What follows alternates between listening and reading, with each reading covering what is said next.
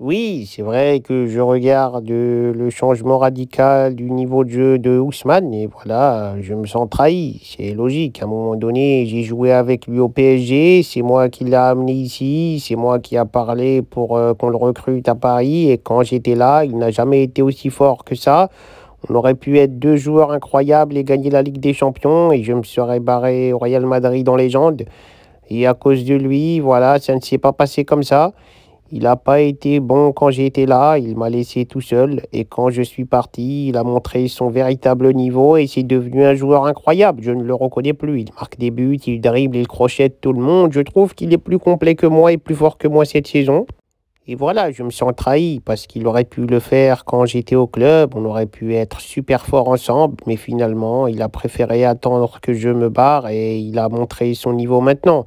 Donc je ne peux le vivre que comme une trahison, c'est logique, mais voilà, je ne peux rien y faire, c'est mon ami, c'est mon poteau, c'est mon frère, on va essayer de faire ça avec l'équipe de France pour la prochaine Coupe du Monde et ça sera tout aussi merveilleux, j'espère.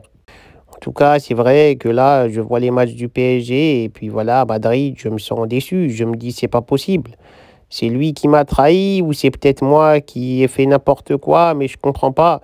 Je signe au Real Madrid, Vinicius devient nul et je quitte le PSG, Dembélé devient fort. Je sais pas si c'est un problème avec moi ou si c'est une coïncidence de la vie, je ne sais pas, je me pose des questions.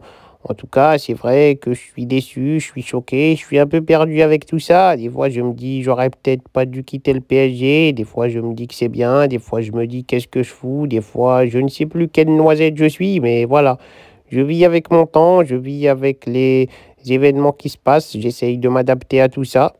C'est pas facile tous les jours, mais voilà, comme je vous l'ai dit, il y a toujours cette pointe de trahison. Voilà, je me sens énormément trahi. C'est vrai que j'ai pris tout l'argent du club au PSG, j'ai pris pas mal d'oseille. Je ne vais pas cracher dans la soupe, j'ai été heureux d'encaisser toutes ces sommes. Mais le Dembouz, voilà, il a fait quelque chose de très très vicieux. Voilà, c'est un petit filou, il est là, il rigole, il fait le mec sympa, le mec cool. Déjà, j'aurais dû m'en douter. Quand il était venu à Paname, il était là, il marquait pas de ouf et tout, mais il a quand même marqué contre le Barça. Il a détruit son ancien club.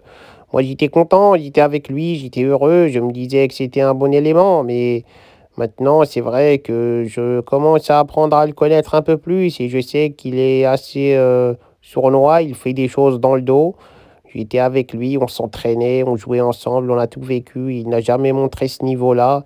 Et là, me voilà loin de lui, loin de Paris, loin de l'équipe. Je suis au Real Madrid, je suis dans un club où j'ai eu du mal à m'adapter. Je me faisais lyncher dans la presse, partout, on m'insultait, on me traînait dans la boue.